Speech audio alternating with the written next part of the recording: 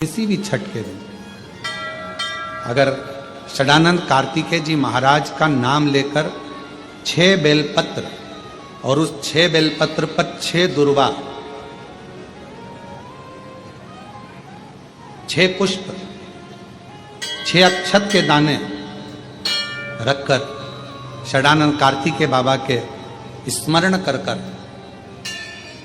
शिवलिंग की जो जलाधारी है वो जलाधारी पर जहाँ अशोक सुंदरी का स्थान है उसी के पास में कार्तिकेय जी का स्थान है। किसी भी छठ पर यदि आप बाबा को वो बेलपत्र, वो दुर्वा, वो पुष्प, वो अक्षत का दाना 6 समर्पित करते हैं, किसी भी छठ के दिन, षष्ठी के दिन स्कंद भगवान का नाम लेकर, स्कंदेश्वर बाबा का नाम लेकर, कार्तिकेय बाबा का नाम लेकर यदि समर्पित करते हैं तो जिंदगी में कितना भी कर्जा हो वो कर्जा 3 महीने के अंदर समाप्त होता ही है। कितना भी कर्जा। शंकर की कथा इंद्र और इंद्राणी का चरित्र कह रहा है। यो स्वयं इंद्राणी ने कह दिया, स्वयं इंद्राणी ने कह दिया कि शिव गुरु जिसको मिल गया, भगवान शंकर को जिसने अपना गुरु मान लिया, शिव तत्व को, शंकर को जिसने अपना गुरु मान लिया, फिर वो कभी अपने मार्ग से भटकता ही नहीं है। इसलिए शिव के सिवा कहीं दिल ना लगाना, शिव के सिवा कहीं दिल ना। और हम फिर निवेदन करें मेरी जीजियों से, मेरे जीजाओं से, मेरी बेटियों से, बेटाओं से, मेरी माताओं से, यदि संसार सागर में तुमको कोई असली गुरु ना मिले, संसार सागर में तुमको कोई ऐसा गुरु ना मिले जो तुम्हारे मन के हिसाब से ना हो, संसार सागर में कोई तुमको ऐसा गुरु ना मिले जो तुम्हें पथ ना बता रहा हो, सही मार्ग ना दिखा रहा हो, तब तक कोई गुरु मत बनाना। और आखिरी में भी अगर कोई गुरु ना मिले तो शंकर जी के मंदिर में जाना, एक बेलपत्र को सीधे हाथ में लेकर और श्री शिवाय नमस्तुभ्यम ओम नमः शिवाय बोलकर बाबा को बेलपत्र चढ़ाकर बाबा को ही अपना गुरु बना लेना और उसी से गुरु मंत्र बनता, उसी से। कोई नहीं मिल रहा, गुरु का काम है आपके अंदर विश्वास पैदा करना। गुरुवार के दिन आपको यश नहीं मिल रहा तो बेलपत्री के पेड़ के नीचे हल्दी का शिवलिंग का निर्माण करो।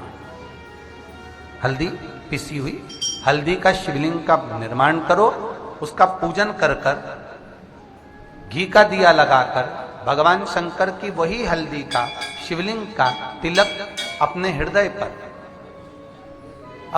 पर, चाहे पुरुष हो चाहे स्त्री हो, अपने हृदय पर कंठ के पास उस तिलक को लगाएं और बाबा का विसर्जन उसी बेलपत्री के पेड़ के नीचे जल डालकर कर दो। महाराज यश मिलना प्रारंभ हो जाता।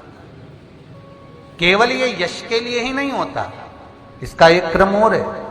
मान लो आप किसी मीटिंग में बैठे हो, किसी अच्छी जगह पर बैठे हो, किसी कंपनी के इंटरव्यू में बैठे हुए हो, आप किसी कार्य के लिए जा रहे हो और वो कार्य बहुत जरूरी है कि इस व्यक्ति से मुझे ये पैसे निकलवाना है, इस व्यक्ति से मुझे ये काम निकलवाना है, और वो व्यक्ति बहुत दिन से हाथ में आ ही नहीं रहा, तो उसके लिए भी ये कार्य किया गया। अर्थात कीर्ति शुद्ध हो, पवित्र हो और यश की प्राप्ति। एक भाव वर्णन किया है। एक ही तरह का प्रसाद एक ही पात्र में हम भगवान के शंकर जी के सामने रखे और उसमें हमने बेलपत्री नहीं रखी या उसको हमने हाथ से 3 हिस्से नहीं करे या थोड़ा सा भाग हमने अलग नहीं करा, तो उसमें महाराज भगवान शिव के जो गण हैं उनका हिस्सा हो जाता। पहला चंदेश्वर का, दूसरा चंदाशु का, तीसरा चंडाली का, चौथा विश्वसेन का और 5वां चंड का हिस्सा उस प्रसाद में हो जाता। शिव महापुराण की कथा कर रही है, भगवान शंकर का चरित्र कर रहा है कि भगवान शिव के सामने जो भी हम भगवान के सामने प्रसाद रखें उसमें बेलपत्र अवश्य चढ़ना चाहिए या थोड़ा सा भाग में अंतर कर देना चाहिए। जैसे आप भगवान शंकर के सामने रखें, आपने चिरौंजी रखी, चना रखा, चूरमा रखा या कोई दही का पंचामृत रखा, उसमें भी आप एक बेलपत्र समर्पित कर सकते। क्यों? बेलपत्र उसमें डाल देने से या भाग विभाजन कर देने से भगवान शंकर के गणों का जो हिस्सा है वो हिस्सा नहीं रहता, फिर आप उसको ले जाकर अपने भाग के अनुसार उसको प्रयोग में ले सकते हैं, आप उसको पा सकते हैं। अब और अच्छे से समझ लीजिए, प्रसाद शिव जी का प्रसाद और अन्य प्रसाद में एक अंतर रहता है कि शंकर भगवान के प्रसाद को आप नहीं भी पाते हैं तो केवल अगर दर्शन मात्र कर लेते हैं तो भी ना जाने करोड़ों करोड़ों पाप हमारे जीवन के समाप्त हो जाते हैं, केवल दर्शन मात्र। है कि शमी वृक्ष की पत्ती को जब कोई नारी, पुरुष, बच्चा, बूढ़ा, जवान उस शमी के पत्ते को बेलपत्र के साथ लेकर जब शिवालय तक जाता है, जितनी देर तक वो शमी का पत्ता उसके हाथ में रहता है, जितनी देर तक शमी का पत्र उसके घर में रहता है, जितनी देर तक शमी का पत्र उसके स्पर्श में रहता है, उतने उतने शरीर के रोग, दुख, ताप काट देता है और उसे अलग से बल प्रदान कर देता है। शमी पत्र अभी कोई महापुराण की कथा कहती है, अगर मन में कोई संशय उत्पन्न हो गया, मन में कोई बड़ी भारी संकट उत्पन्न हो गया, कोई ऐसी बात तुम्हारे मन में आकर खड़ी हो गई है जिस बात का कोई निर्णय नहीं निकल रहा, तो बेलपत्र को हाथ की हथेली में रखकर अपने हृदय से उसको लगाकर मन से बाबा को अपने मन की बात कहकर जब वो बेलपत्र हम शिव जी को समर्पित करते हैं, मान लो हम कुछ नहीं कह पाए बाबा भोलेनाथ जी को, हम अपने दिल की बात शंकर भगवान को कुछ नहीं बता पाए और कुछ रह भी गया तो हमारे मन की बात भगवान देवाधिदेव महादेव स्वीकार कर लेते हैं एक बेलपत्र के माध्यम से। जो हम चाहते हैं शिव उसको स्वीकार कर कर हमारी झोली खुशियों से भरना प्रारंभ कर। एक बेलपत्र हमारी पूरी बात को शिव जी तक कह देते। सुंदरेश्वर महादेव इतने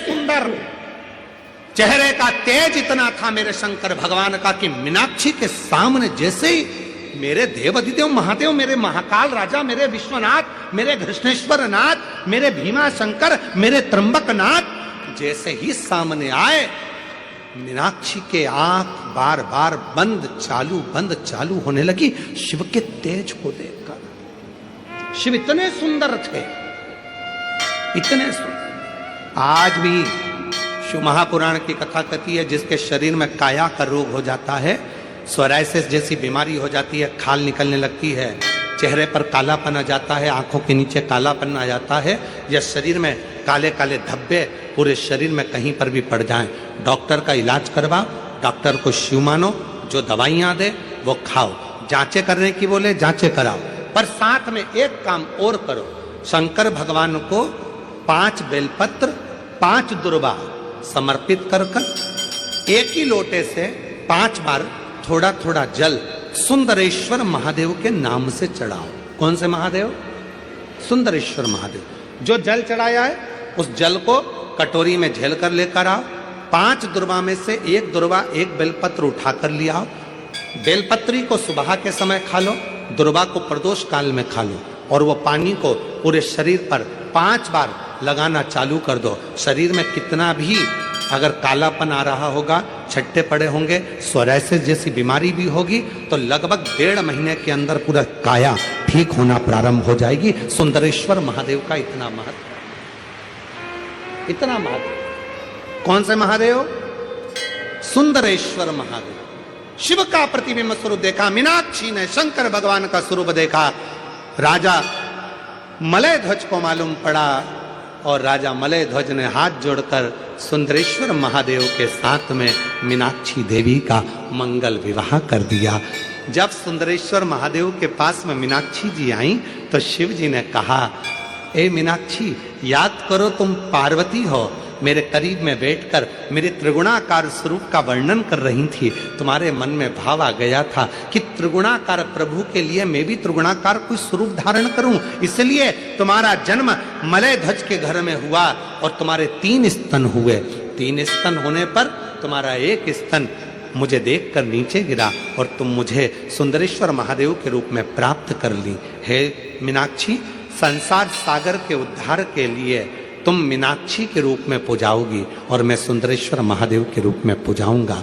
तमिलनाडु का वो पवित्र मदुरई का मीनाक्षी मंदिर आज भी 7 अजूबों में एक अजूबा है, जहां मीनाक्षी देवी और सुंदरेश्वर महादेव का पूजन होता है, जहां दुनिया के लोग दर्शन करने के लिए जाते हैं। आज भी दर्शन के लिए पहुंचते।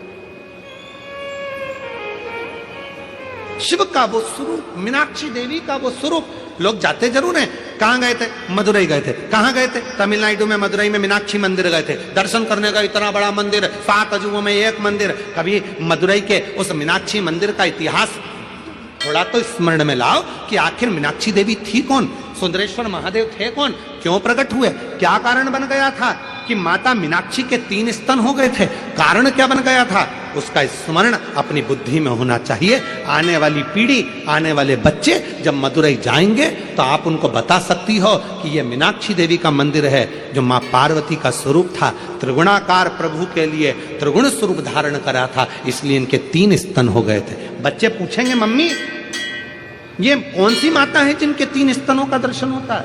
बताना पड़ेगा आपको कि त्रिगुणाकार प्रभु के लिए त्रिगुणाकार स्वरूप धारण करने वाली वो मां मीनाक्षी थी, वो माता मीनाक्षी का स्वरूप। त्रिगुणाकार प्रभु के लिए समय आया, देवराज महाराज आनंद पाए। इंद्राणी ने सोच लिया कि अब मैं किसी को नहीं भजू, मैं शंकर शिव जी की आराधना में, कहीं यहाँ शिवलिंग का निर्माण करती, कहीं वहां शिवलिंग का निर्माण करती, आराधना में डूब गई, शंकर की आराधना कर रही, पूजन कर रही, साधना कर रही। शंकर भगवान की साधना में इंद्राणी इतनी डूब गई कि शंकर भगवान को आना पड़ा, गुरु बनकर ज्ञान देना पड़ा। ये वही बस्तर की भूमि है,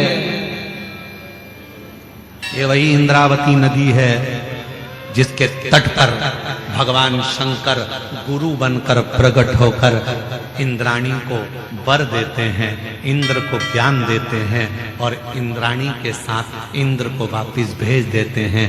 संगत से हटाकर वापस अच्छी संगत में लगा देते हैं। तब वहां मंदाकिनी नाम की एक सुंदर से भाव से श्रवण कर रही थी अप्सरा।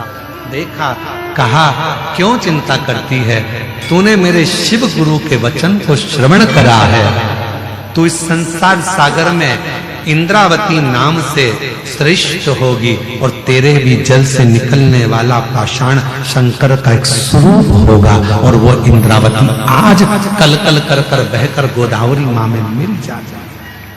इंद्र जानते थे कि मैं गलत कर रहा हूं, पृथ्वी पर भ्रमण करने के लिए आया हूं, मृत्युलोक में भ्रमण करने के लिए आया हूं, पर एक स्त्री के चक्र में इंद्र आ जाते हैं। और इंद्राणी को लगा कि मेरा पति कहां गया, इतने दिन हो गए, भटक गया, ना जाने कहां चले गया। ढूंढते ढूंढते मृत्युलोक में आ गई और मृत्युलोक में ढूंढते ढूंढते इसी बस्तर क्षेत्र में इंद्राणी पहुंच गई। इसी बस्तर ढूंढते ढूंढते पार्वती मैया मिल गई और मां जगतजननी ने कह दिया क्या चाहती हो? कहा मेरा पति मार्ग से भटक गया है, उसको मार्ग दिखाइए। पार्वती मैया ने कहा मार्ग दिखाने का काम मेरा नहीं, सतमार्ग बताने का काम तो देवाधिदेव महादेव का है, क्योंकि वो विश्व गुरु जगत गुरु सब वही, वो मार्ग बता। कि भगवान ने हमारे साथ बुरा करा, लोग कहते हैं अच्छे लोगों के साथ बुरा क्यों होता है, पर याद रखना अच्छे के साथ बुरा इसलिए होता है कि भगवान उसको पकड़कर अपनी मंजिल तक ले जाना चाहता है। बुरा इसलिए हो रहा है कि भगवान उसको संभालना चाहता है। बुरा इसलिए हो रहा है क्योंकि वो उसको हाथ पकड़कर उसकी मंजिल तक पहुंचाना चाहता है। आप उसको समझते नहीं, बस अपनी बुद्धि से लगे और कह दिया बेचारा कितना अच्छा था, मंदिर जाता था, 1 लोटा जल चढ़ाता था। कई लोग कहते अरे गुरुजी हम मंदिर गए, हमने भगवान को जल चढ़ाया, भगवान की सेवा करी, भगवान का स्मरण करा, उसके बाद मेरा एक्सीडेंट हुआ, मेरा हाथ टूट गया। अच्छा हुआ कि तूने जल चढ़ाया और हाथ टूटा, नहीं तो उस समय पर तो तेरे प्राण जाने का समय था। पर बड़े तलवार की नोक को भगवान ने सुई की नोक पर निकाल दिया और तेरे हाथ को तोड़कर उस समय की काल घटना को पूरे कर्म कर बंदे वरना पछताएगा, भगवान की आंखों से तू बच नहीं पाएगा, तू बच नहीं पाए। और भगवान शिव ने इंद्र को मार्ग प्रशस्त कर दिया।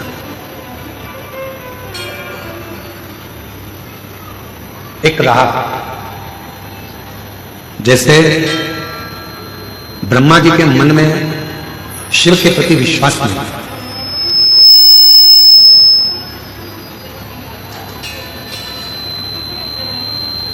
और ब्रह्मा जी के मन में जब भगवान देवादिदेव महादेव के प्रति विश्वास नहीं था, भरोसा नहीं था, दृढ़ता नहीं थी, तो ब्रह्मा जी बहुत भटके।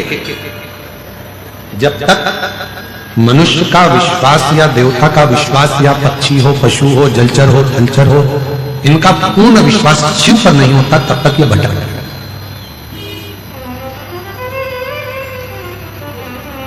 शिवलिंग में चरण ढूंढने का प्रयास मत करो, शिवलिंग में भगवान शंकर का मुख ढूंढने का प्रयास मत करो, शिवलिंग में शीश ढूंढने का प्रयास मत करो। शिव महापुराण की कथा कहती है शिवलिंग में केवल शंकर को ढूंढने का और अपने भीतर की शांति ढूंढने का प्रयास करो, तो शिव अपने आप प्रकट होता है, अपने आप।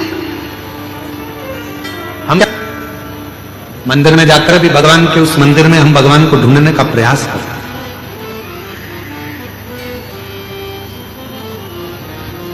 भगवान के हाथ कहां हैं, भगवान के चरण कहां हैं, भगवान के चरण कहां हैं, भगवान के कर्ण कहां हैं, भगवान के नेत्र कहां हैं, हम ढूंढ रहे हैं।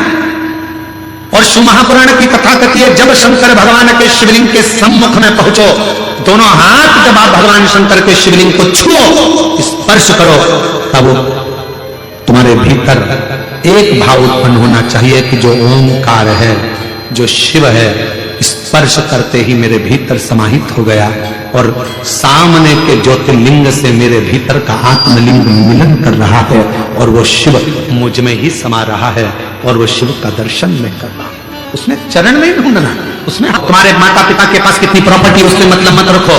भगवान के पास में जब जाओ तो मंदिर में जाकर कहना परमात्मा से कि मुझे उस लायक बनाना कि एक दिन मेरे माता पिता भी छाती ठोक कर कहें हम उसके बाप और मां हैं जिसके पास में इतना। ब्रह्मा जी ने गलती कर दी और ब्रह्मा जी ने आकर कर दिया कि आपको क्या भगवान के चरण मिले? भगवान नारायण ने कह दिया मुझे चरण नहीं मिले, मुझे भगवान शिव के चरण नहीं मिले, क्योंकि भगवान नारायण शंकर भगवान के चरण ढूंढ ही नहीं रहे, ढूंढे ही नहीं। जिसके अंदर विश्वास जब पक्का हो जाता है तो फिर उसको ढूंढना नहीं पड़ता। एक पत्र है, अच्छा है, सुनो। शंकर का चरित्र कहता है, शिव तत्व कहता है, भगवान नारायण ने चरण नहीं ढूंढा, भगवान नारायण चरण नहीं ढूंढते, ढूंढते ही नहीं। भगवान ब्रह्मा जी गए, गौमाता को लेकर आए, केतकी के फूल को लेकर आए, चलकर बोल रहे ना भगवान विष्णु के सामने की शीश मिल गया, शीश मिल हुए नहीं। जैसे ही भगवान नारायण ने एक बार सत्य कह दिया, शिव जी के शिवलिंग में से आकाशवाणी हुई है नारायण तुमने मेरे सामने सत्य कहा है, आज से तुम्हारा नाम सत्य नारायण होगा। सत्य शंकर पर चढ़ा देगा, उसे 1000 गौ हत्या के बराबर दोष लग जाएगा। केतकी का पुष्प रो।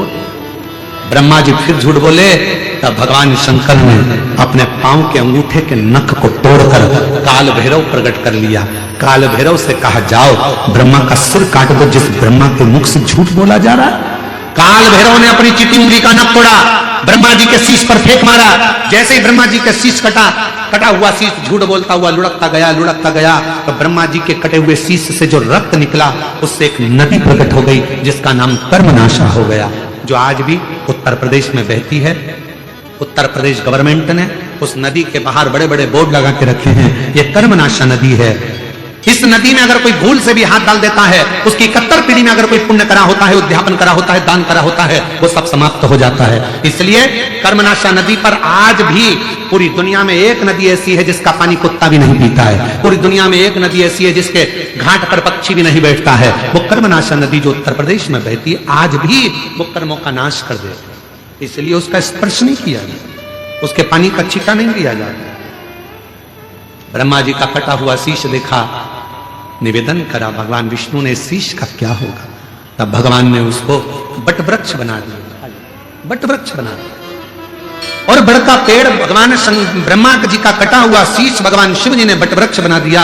शिव जी का नाम बटकेश्वर महादेव पड़ गया। जोरदार ताली बजाकर भगवान देवादिदेव महादेव का जय घोष हो। अर्धनारेश्वर भगवान पधार रहे हैं, जोरदार ताली। देवादिदेव महादेव स्वयं बटकेश्वर महादेव के रूप में विराजित होते हैं। ऐसी पवित्र आनंदमय में अगर किसी का तलाक हो रहा है छूट रहा है, संबंध खत्म हो रहा है। तो आज भी महाराज श्री हरि और हर इन दोनों का साझा कर कर यदि नंदी से लेकर भगवान शंकर के शिवलिंग तक, नंदी से लेकर भगवान शंकर के शिवलिंग तक एक मौली जो लाल पीला धागा होता है ना, जिसको हाथ में बांधते हैं पूजन के टाइम पर, तो वो लच्छा, वो नाड़ा, वो मौली जो है, वो जो बांधने वाला है, नंदी का जो एक चरण खड़ा हुआ है, बाकी का चरण एक आगे का नीचे दबा हुआ है, पीछे का चरण भी दबा है, पर एक नंदी का चरण ऊपर है। उस चरण से लेकर भगवान शंकर के शिवलिंग तक एक सूत्र को बांधा जाए और उस सूत्र को 7 जगह पर बेलपत्र रखकर उठा लिया जाए और उठाने के बाद में किसी भी बेलपत्र के वृक्ष के नीचे वो 7 बेलपत्र समर्पित कर कर वो धागा लेकर 7 परिक्रमा अगर बेलपत्र की करी जाए और जिससे संबंध टूट रहा है उसी से वापस प्रेम बढ़ाया जाए, तो वो स्मरण कर कर अगर 7 परिक्रमा उस धागे के साथ में कर कर हाथ में अगर बांधा जाए तो कितना भी दम लगा ले कोई व्यक्ति तलाक हो ही नहीं सकता। स्नेह बढ़ेगा ही, प्रेम बढ़ेगा ही, वो टूट नहीं सकता, उसको तोड़ा नहीं जा सकता। माघ महीने की शिव महापुराण कथा का ये कथा 2026 का प्रथम वर्ष है, 2026 का प्रथम महीना है। वाणी में सरस्वती हमारी जिह्वा पर विराजमान होती है।